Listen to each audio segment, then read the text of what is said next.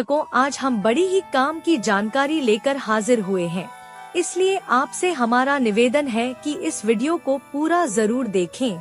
इससे पहले प्रिय दर्शकों, अगर आप हमारे चैनल पर पहली बार आए हैं तो चैनल को सब्सक्राइब करें, बेल आइकन ऑन करें, अच्छे कमेंट किया करें ताकि हर आने वाले वीडियो का नोटिफिकेशन सबसे पहले आपको मिले और प्रिय दर्शकों आप उसका फायदा उठा सकें।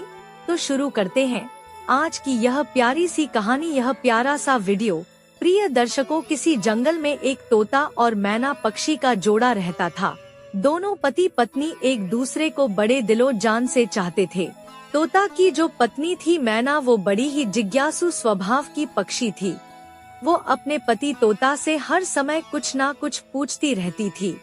एक रात जब दोनों तोता मैना गंगा के किनारे एक वृक्ष की डाली पर बैठे हुए थे, तब मैना तोता से कहती है कि हे पिया जी, आज मेरा मन बड़ा ही व्याकुल है।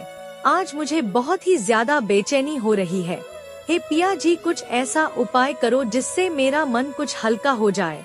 प्रिय दर्शकों, जब तोता अपनी पत्नी की इन बातों को सुनता है तो तोता अपनी पत्नी मैना से कहता है कि हे प्रिय, ऐसा क्या कारण है जिससे तुम्हारा मन इतना व्याकुल है? आखिर मुझे ऐसा क्या करना चाहिए जिससे तुम्हारी व्याकुलता दूर हो जाए? प्रिय दर्शकों, ये सुन करके मैना कहती है कि कोई ऐसी कहानी सुनाओ जिसे सुनकर मेरे मन को कुछ शांति मिल जाए और कुछ ज्ञान प्राप्त हो। इस प्रकार से तोता अपनी पत्नी को एक कहानी सुनाने लग जाता है और अपनी पत्नी से कहता है कि प्रिय, आज तुम्हें मैं एक अमीर बहन और गरीब भाई की कहानी सुनाता हूँ। आज की कहानी सुन करके तुम्हें पता चल जाएगा कि एक भाई और बहन का रिश्ता कैसा होता है और एक बहन और भाई को अपना रिश्ता कैसे निभाना चाहिए। तोता आगे कहता है कि साथ ही साथ तुम्हें आज की इस कहानी में जानने को मिलेगा कि आखिर मनुष्य गरीब क्यों हो जाता है, किन कारणों से मनुष्य गरीब हो जाता है। आखिर ऐसे कौन से काम होते हैं जिनके करने से मनुष्य गरीबी के दलदल में फंस जाता है। प्रिय दर्शकों, तोता कहता है कि ऐसे ही कई सवालों के जवाब आज की इस कहानी से जानने को मिलेंगे। इसलिए आज की कहानी बड़ी ही मार्मिक और आपके जीवन में प्रेरणा देने वाली है। आज की कहानी के माध्यम से तुम्हें ज्ञान की 8 बातें पता चलने वाली है। इन बातों को सुनकर कोई भी मनुष्य अपनी गरीबी को बड़े आसानी से दूर कर सकता है।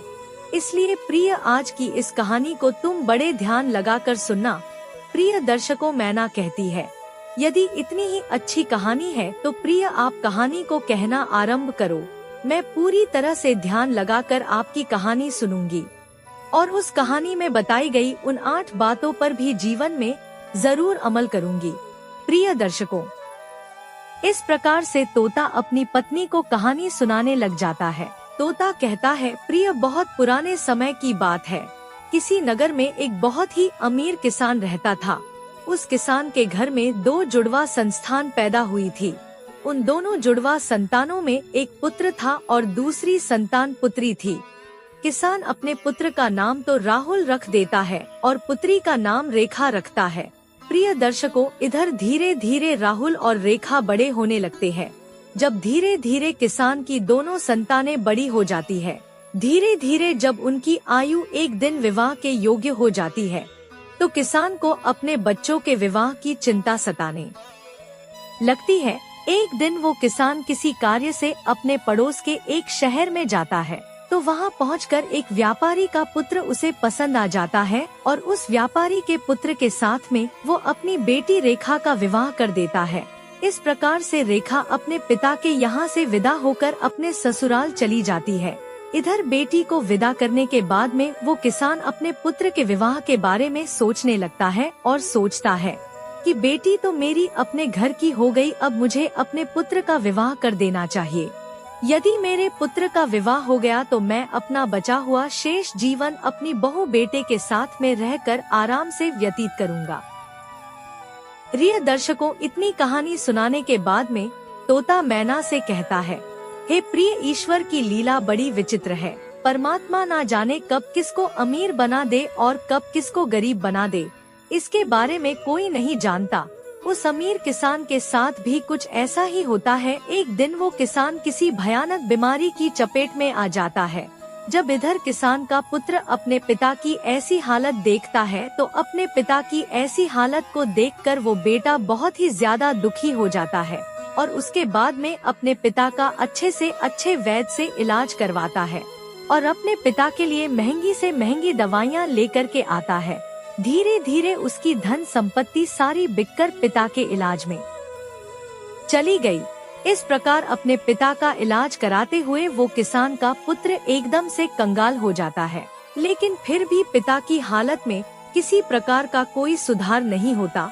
जब कोई भी दवाई उस किसान की बीमारी में काम नहीं करती है तो एक दिन वो किसान अपने बेटे को अपने पास बुलाता है और अपने बेटे राहुल से कहता है कि हे पुत्र, जब भी कोई काम मनुष्य के सामर्थ्य से बाहर हो जाए, जब उसका कोई समाधान ना मिले तो फिर ऐसे समय में उस काम को ईश्वर के भरोसे छोड़ देना चाहिए। इसलिए पुत्र, अब तुम मेरी चिंता छोड़ो और तुम अब अपने भविष्य के बारे में सोचो। मेरा क्या है, आज नहीं तो कल मुझे संसार छोड़कर जाना ही है। इसलिए पुत्र, अब तुम मेरी चिंता करना छोड़ो और अपना विवाह करके अपनी घर गृहस्थी बसा लो। प्रिय दर्शकों, अपने पिता के मुख से इन बातों को सुनकर राहुल एकदम चुप हो जाता है। आखिर वो बेचारा कर भी क्या सकता था। उसके घर में जो भी जमा पूंजी थी वो तो उसके पिता के इलाज में पहले ही खर्च हो चुकी थी। फिर राहुल कहता है, हे पिताजी, जैसा आपको उचित लगे आप वैसा कीजिए।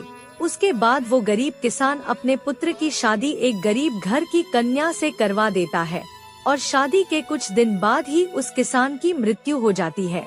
प्रिय दर्शकों, इधर पिता की मृत्यु के बाद राहुल अपने पिता का पूरी रीति रिवाज से अंतिम संस्कार करता है।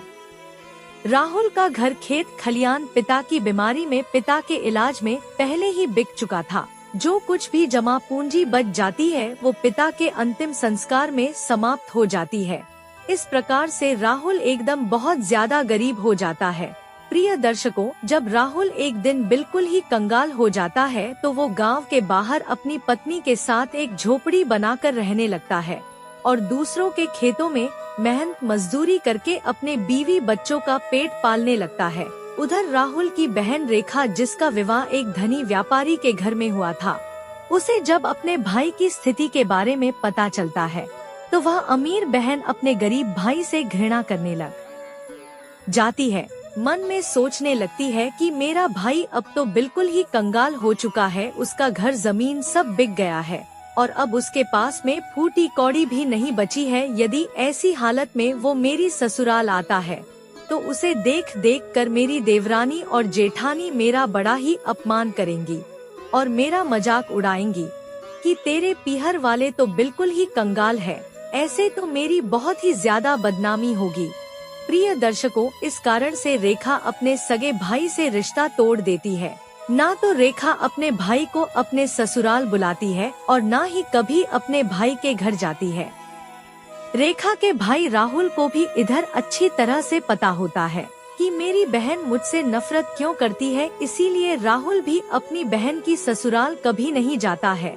इस तरह से रेखा तो बड़े ऐशो आराम के साथ में अपनी ससुराल में अपनी जिंदगी गुजारती है। इधर राहुल मेहनत मजदूरी करके अपने पत्नी के साथ झोपड़ी में रहकर किसी तरह से अपने दिनों को काटने लगता है। इधर तोता अपनी पत्नी मैना को आगे की कहानी सुनाते हुए कहने लगता है, हे प्रिय, जब कुछ साल ऐसे ही गुजर जाते हैं। कुछ साल गुजरने के बाद एक दिन राहुल की बहन रेखा के लड़के की शादी तय हो जाती है, लेकिन राहुल की बहन रेखा अपने भाई को किसी प्रकार का कोई निमंत्रण नहीं भेजती। जब इस बात का पता राहुल को चलता है कि उसके भांजे की शादी होने वाली है तो इस बात को सुनकर राहुल बहुत ज्यादा प्रसन्न हो जाता है और इस बात की खबर जाकर के अपनी पत्नी सुशीला को बताता है कि मेरी बहन के बेटे की शादी है और हम सभी को बहन के घर चलना है। जब राहुल की पत्नी को इस बात की जानकारी होती है कि ननंद के बेटे की शादी है तो वो भी इस बात को सुनकर बड़ी खुश हो जाती है और सोचने लगती है, चलो इसी बहाने से कम मैं अपनी ननंद से जा करके मिलाऊंगी और उसके घर को देख आऊंगी। वो बड़ी खुश होकर अपने पति से कहती है कि मैं तुम्हारे साथ में जरूर चलूंगी, लेकिन पहले मुझे ये बताओ क्या हमारी ननंद रानी ने हमारे लिए निमंत्रण भेजा है। प्रिय दर्शकों, अपनी पत्नी के मुख से इन बातों को सुनकर राहुल बिल्कुल चुप हो जाता है। फिर राहुल अपनी पत्नी से कहता है कि प्रिय, न्योता तो नहीं आया है, पर मुझे ये दूसरों के द्वारा खबर मिली है कि हमारे भांजे की शादी है, लेकिन इससे क्या फर्क पड़ता है, आखिर वो है तो हमारी बहन का ही बेटा। तब सुशीला अपने पति से कहती है, देखो बात तो आपकी सही है कि आपके भांजे की शादी है, लेकिन बिना निमंत्रण के ननंद के घर जाना उचित नहीं है और आपको भी वहाँ नहीं जाना चाहिए। राहुल अपनी पत्नी को समझाता है कि प्रिय रेखा के ससुराल वाले बड़े आदमी हैं, उन्हें हमारी याद नहीं रही होगी या फिर हो सकता है कि उन्होंने हमें न्योता भिजवाया हो, लेकिन न्योता वाला पर्चा हमारे पास तक नहीं पहुंचा हो। इसलिए प्रिय, तुम किसी भी प्रकार की कोई भी सोच विचार मत करो, बच्चों को तैयार करके मेरे साथ तुम बहन के घर चलो। प्रिय दर्शकों, अपने पति की इन बातों को सुनकर सुशीला कहने लगती है, हे पिया जी, यदि तुम जाना चाहते हो तो तुम जा सकते हो, लेकिन बिना निमंत्रण के मैं नहीं जाऊंगी। तब पत्नी के मुख से ऐसी बातों को सुनकर राहुल कहता है, ठीक है, यदि तुम्हारी यही इच्छा है तो तुम बच्चों के साथ घर पर ही रहो, मैं अकेला रेखा की ससुराल को चला जाता हूँ। यदि ऐसे में मैं भी नहीं गया तो मेरी बहन की देवरानी जेठानी मेरी बहन को बात बात पर ताना मारेंगी और कहेंगी कि खर्चा ना हो जाए इसलिए तेरा भाई नहीं आया। प्रिय दर्शकों, इतना कहकर के राहुल घर के अंदर से बाहर चला जाता है। इधर तोता आगे अपनी पत्नी को कहानी सुनाते हुए कहता है, प्रिय, राहुल जो था वो बहुत ही ज्यादा गरीब हो चुका था। उसके पास भेंट के वस्त्र खरीदने को पैसे नहीं थे, इसलिए वो किसी से पैसे उधार लेता है और उधार लिए हुए पैसों से अपनी बहन रेखा और अपने बहनोई के लिए सुंदर सुंदर वस्त्र खरीदता है और उन कपड़ों को लेकर के अपनी बहन की ससुराल को चल देता है। उधर पैदल चलते चलते राहुल को सुबह से शाम हो जाती है। तब कहीं जाकर के वो अपनी बहन के दरवाजे पर पहुंचता है और दरवाजे के एक तरफ जाकर के खड़ा हो जाता है। प्रिय दर्शकों, बेचारा दरवाजे पर ही खड़े होकर अपनी बहन के आने का इंतजार करता है। तभी रेखा की जेठानी की नजर राहुल पर पड़ जाती है और वो राहुल को पहचान लेती है। राहुल को देखने के बाद रेखा की जेठानी जाकर रेखा को बताती है कि हे रेखा, आज तेरा भाई तेरे घर आया है, तेरे दरवाजे पर खड़ा है। प्रिय दर्शकों, जब रेखा इधर अपनी जेठानी के मुख से इन बातों को सुनती है तो वो अपनी जेठानी से पूछने लगती है, कहती है, हे बहन, यदि तुमने मेरे भाई को मेरे द्वार पर खड़ा देखा है तो मुझे ये बताओ, मेरा भाई मेरी ससुराल में किस हालत में आया है और मेरे भाई ने आखिर कैसे कपड़े पहने हैं। तो उसकी जेठानी कहती है कि तुम्हारा भाई फटे पुराने वस्त्र पहनकर तुम्हारे द्वार पर खड़ा है, वो तुम्हारे आने का इंतजार कर रहा है। यह सुनकर के रेखा गुस्से में भर जाती है और सभी की नजरों को बचाते हुए अपने भाई के पास पहुंचती है। इधर राहुल जब अपनी बहन रेखा को अपने पास आते हुए देखता है तो खुशी के मारे उसका चेहरा खिल उठता है। अपनी बहन को देख करके राहुल की आंखों से आंसू टपकने लगते हैं। उसके बाद रेखा अपने भाई को अपने साथ में लेकर सबकी नजरों से बचाते हुए